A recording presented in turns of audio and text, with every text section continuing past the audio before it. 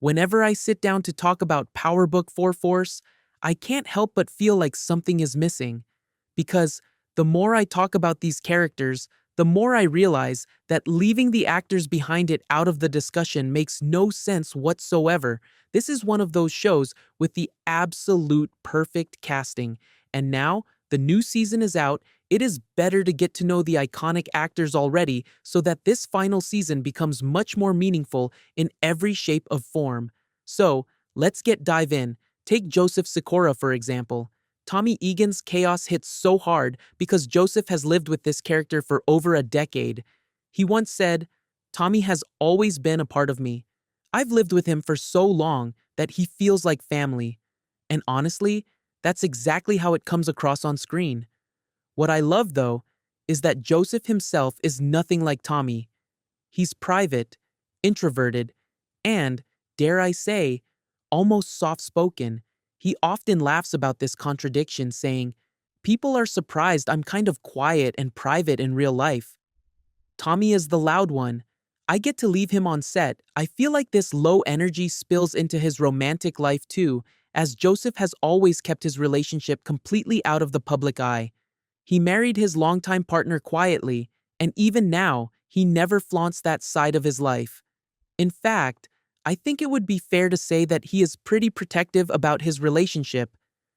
By the way, similar to Tommy, he is from Chicago, which makes him more of an owner of the city. He once said, "Chicago built me. Filming here, it just feels right." I don't know about you guys, but I feel like Tommy's grit and Joseph's roots are woven together in ways you can't fake. Isaac Keys, on the other hand, brings something completely different but just as powerful. Before acting, he was an NFL linebacker, a whole other life, a whole other universe. When he talks about the shift into acting, he does it with this surprising softness, saying, "Football was one chapter. Acting became a way to express myself in a way I never had before." Well, I don't know about you guys, but to me, that vulnerability shows every time Diamond tries to rebuild himself from the pieces left after prison. Isaac connects to Diamond so deeply that he said, "Diamond is a man trying to do right in a world that keeps pulling him back." I relate to that fight. In real life, Isaac is almost brutally private, especially about his love life. But we know that he got married to Danielle Keys in 2019. And honestly, their love story is to die for. To me, Chris D. Lofton, who plays Jenard, has this natural fire in him that makes Jenard's spiraling feel real, far from being performative. He once admitted, "Jenard is flawed, angry, emotional, and that's exactly why I wanted him." Imperfect people are the most real. Chris has been acting since childhood, literally growing up on sets. His dating life is also something he keeps mostly wrapped up, though behind the scenes he gives off this deeply loyal, family-centered energy, something Jenard would probably die for but never managed to hold on to. It's funny how actors often have the emotional traits their characters wish they had. Lily Simmons, who brings Claudia Flynn to life, is another one who surprises me. As you all know, Claudia is sharp, dangerous, unpredictable. I mean, let's admit it, she is kind of scary.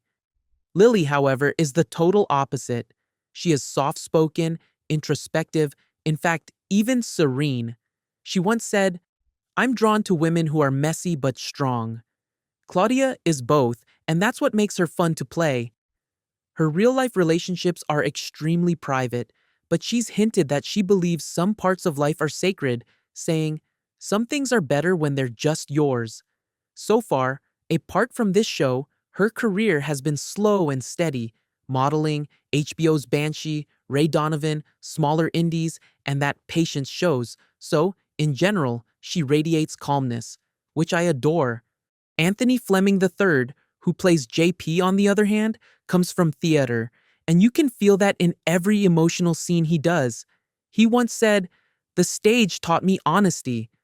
You can't hide on stage. Maybe that's why every time JP talks about family, it feels like he's speaking from somewhere deep inside himself. Anthony plays him with such tenderness because he understands him, saying, "I wanted JP to feel like someone who loves deeply, even when it hurts." He is married to Catherine Fleming since 2003. Yes, you heard it right. They have been together more than 20 years, which is absolutely crazy to me. Then there's Lucian Camdrick, who plays DMac, who is everyone's most beloved angsty teenager. He brings this young, raw, aching energy, the kind that only comes from an actor who's still becoming himself. He once said, "I'm still learning every day."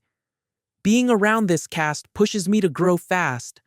His career is just beginning, but you can already see that spark, and since he's young and rising, his love life is practically invisible. He's clearly choosing to focus on building instead of broadcasting. I think we can all agree that Carmela Zumbato, who plays Miriam, adds this unexpected softness to Tommy's world, and personally, she is my favorite character. Off-screen, she's warm, open-hearted, and very romantic, something she admitted herself as she once said, "I'm hopelessly romantic, I always have been." Maybe that's why she plays Miriam with such sincerity. She said, "Miriam loves with her whole heart. That's what made me fall in love with her." Her career has climbed quietly but consistently. The Magicians, You, Chicago, PD, indie films, and now she's becoming one of the emotional centers of Force. Her love life is semi-public. She's shared glimpses of past relationships but chooses to keep current ones private, which feels like the healthiest balance. And I love watching Miriam Hyman bring Stacy Marks to life. She's so bold and confident. She once said, "Standing in my truth made me stronger, as a person and as an artist."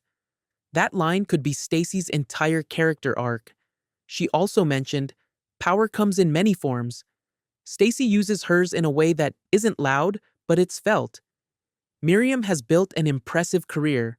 I mean, talk about theater, music, TV roles in The Chi and Queen Sugar, and now this, all while maintaining a personal life that she guards with intention. But we know that she got married to Sharia Irving this year. I mean, good for her. Which one of these actors is your absolute favorite? Let me know in the comments. For more weekly updates, discussions, and analysis on PowerBook Universe, make sure to like and follow. Meanwhile, the video on the screen might also interest you.